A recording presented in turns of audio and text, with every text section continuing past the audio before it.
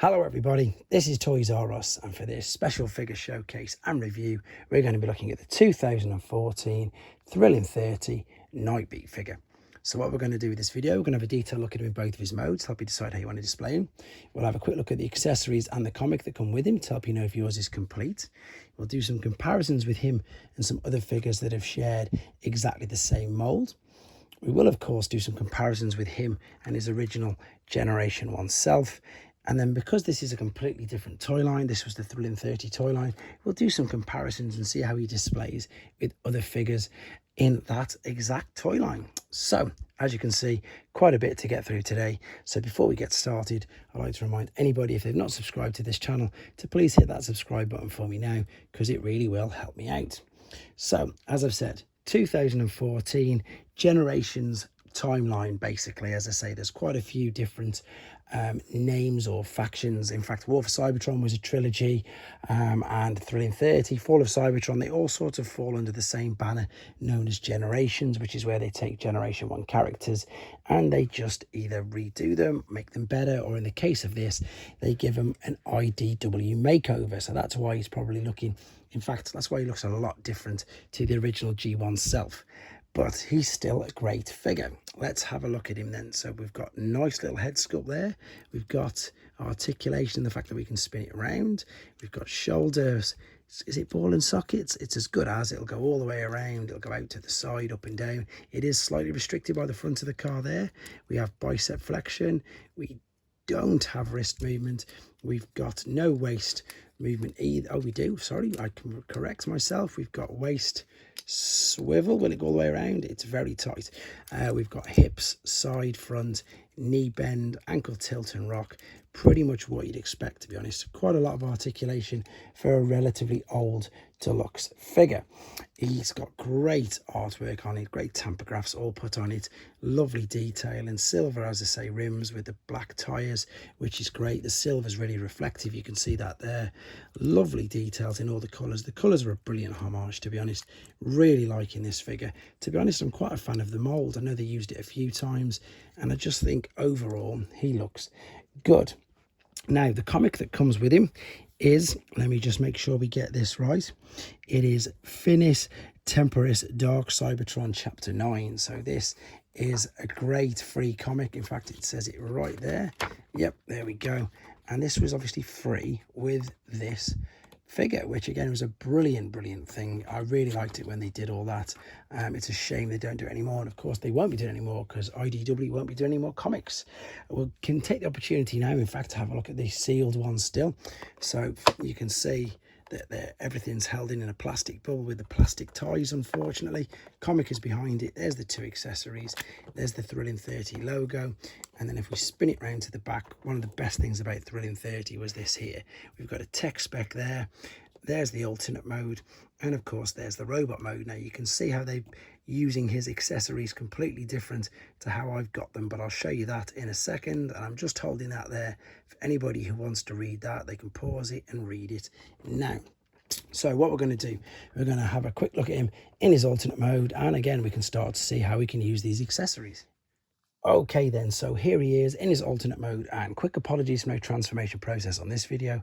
It's for a couple of reasons. One is to keep the main length of the video down. Two is not to spoil it for people who don't want to see it, because they might want to buy this figure and experience it for themselves. And three, because I'm going to be separately uploading it in its own video anyhow, so if you really do want to watch it, you will be able to. But as you can see, it's great. Lovely translucent windows. You can't see too much in there, which is good. Perhaps they could have maybe put a steering wheel in somewhere, I don't know. Wheels, as I pointed out, look fantastic. Lovely tampograph of the flame and fire effect on the side. Even the front's got the headlights and the bumper and the grille, etc. Looks really good. Now, mine's got an issue which may be only apparent to mine, but it definitely shouldn't be there. It looks like there's a short mould. I used to work in a moulding factory, and again, it looks like exactly that. It was just a little bit short, and it didn't make the full piece. However, you can still get away with it, and to be honest, that's pretty much why this guy is always in robot mode, because you can't see that. Again, more detail at the back, and I suppose it's just a little bit more apparent through that gap there that you can see that it is a mold short. Now, with regards to the accessories, you can use these in a number of ways. So you can fold down the handle there, or the 5mm tab, and of course you can put one on each side if you wanted to. And the good thing about this is you can angle and point these however you want, because they've got full range of motion. So they'll go up and down, they will go out to the side a bit as well, like that. So there's quite a lot of things that you can do with this, like so. You can also, if you wanted to, you can join them together. So if we fold one out, and then what we're looking at doing, we've got a tab there and a tab there, you can click these together, he says, like so, and then you can choose which side obviously you're going to attach it. So we can pop it on there, and that's pretty much the opposite of what we've got on that picture there. But as you can see, it definitely works. It looks all right, and I think there's nothing more to say about this mode. So let's come back for the final time in his robot mode for some more comparisons and some weapon configurations. Okay then, back for the final time in his robot mode for some comparisons, and mainly because this is how I'm going to be choosing to display him as well. Now, I've intentionally left these pretty much exactly as they were from the part of the transformation, and the reason for this is, the great thing about this particular mold is there's an abundance of ways in which you can display these. So we might as well start off with some comparisons. So this is with the original owner of the mold. This is Goldfire, and as you can see, I've folded up the doors and I've put them backwards. Right, the next one I've got is Cars App, which is a botcon exclusive from the timelines. And with this one, as you can see, I've folded them backwards and put them back like that. So we might as well leave these here as well as a bit of a comparison.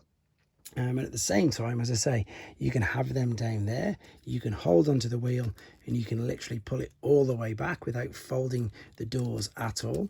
There's just an abundance of choice as to what you want to do with it. You can leave it like so, you can fold it one way over like that, or then you can do the double fold, which is fold it back and out, make some Zs. There's so many things you can do. You can even fold it all the way back if you want, like that. Granted, it doesn't look too great, but there's just so many ways you can do it. And I think I'm going to have it with the doors showing, because I just really like that flame effect. So that's a quick comparison done with them. Let's move these out of the way for a second, and let's grab his accessories again. So we've got these, and again, you've got the choice. You can put one in each hand, like so. Let's see how this displays. And I think this, to be honest, is how I have him, because I like the fact that you've got this translucent blue turquoisey colour on these. So it looks slightly different to the other figures. So, of course, the cool thing about this is you can have them that way, or as silly as it sounds, we can turn these the other way, like so. And this is the way that I have him normally, like so. So fold it over. And again, I'm just liking, in fact, I'll show you when I take them off in a second. So I'm liking that. I'm liking the fact that you can, twin pose, twin blasters, it'll work with him. You can, of course, join them together, which we saw in the other mode. There's what I mean. Look at this detail there. I think it looks great. So, of course, you can use pretty much like what I've done here with Cars App. You can put the two together and use it like so as a big blaster. But also, don't forget there's all these 5mm ports on the back of the car as well. So if you wanted to, you could also attach them to his legs. Not the greatest. If you had smaller, if the black handles were a bit smaller, it would look much, much better. But it is just another way that you can choose to display if you want. I think, as I say, I'm going to pop mine this way, because this is the way that I'm going to be displaying him. So although it's a little bit of a daft comparison, because, as I say, this isn't the Generation 1 incarnation of Nightbeat, this one is, so it's a completely different sort of style, but you can see exactly where the homage has come from. And of course, this guy was a junior headmaster. One silly thing that they did with this figure is they actually made some light piping inside there, but then they painted over it, which makes no sense. There's some light piping on the back of the head, and then I say they've just painted over it, which made no sense to me at all. So there's the comparison with the Generation 1 figure. And last thing to do, I suppose, is bring Goldfire out, because he is part of the same toy line, and so is Hoist. And you can see that he scales and fits in really well. In fact, and I've got skids here as well, and fits in really well with all of these figures. So is he going to stand? Probably not for me. But what I'm going to do is I'm going to bring it to a close pretty much right now anyway, and say thank you guys for watching. Let me know if you've got him in your collection, or maybe because of this video you might want to hunt him down and add him to your collection. Let me know, guys. Take care.